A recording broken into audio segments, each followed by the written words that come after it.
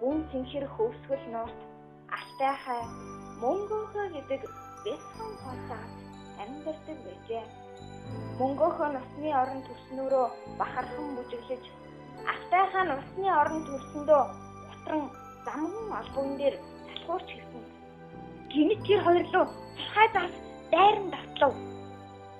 Ахаа хоёр өөдөсгөн загас. Ингээд миний хоол болох чинь юм дээ. Ха. Яна цогтаарэ, туслаарэ.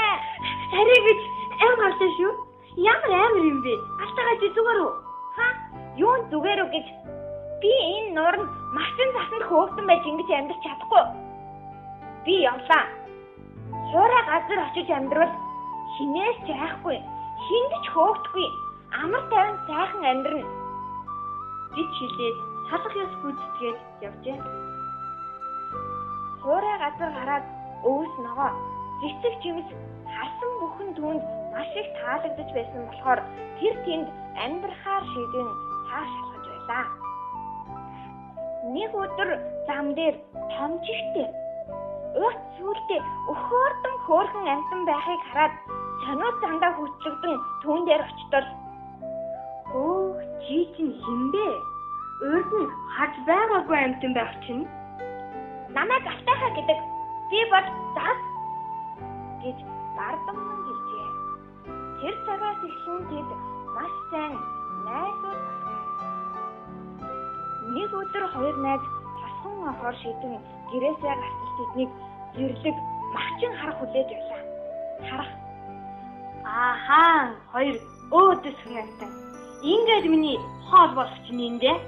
Ха. Тахаа. Яна цогтаарэ гэд ухаан жолоогүй цогтол гинэд хууль салхи тэгдэж алтайхаг тэнгэрт гаргалаа.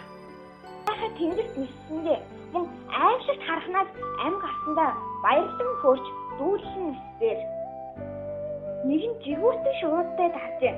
Тэр жигүүртэн түүнийг хараад "Хөөх, чи чинь хэн бэ? Урд нь хаж байгаагүй амтан байх чинь. Намайг алтайхаа гэдэг. Би бол усандаж, газардаж, бүр тэнгэрт амьдарч чаддаг" гэж бардамнан хариулжээ. Тэр хоёрыг ярилцаж байтаж гинэд бүргэж шууд хэдэнлөө татлав.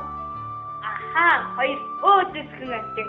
Ингээд миний хоол болох чинь юм дээ. Ха. Айсан алтайхаа "Авраарэ, туслаарэ" гэж ойрдоо тавьсаар "Өнөөдөр би та хоёроор үлэн ходоодоо баярлуулъя" гэж. Алтайхаа зогсаар нэг мэтгэд төрсөн гэртээ буюу нуурандаа ирсэн байлаа.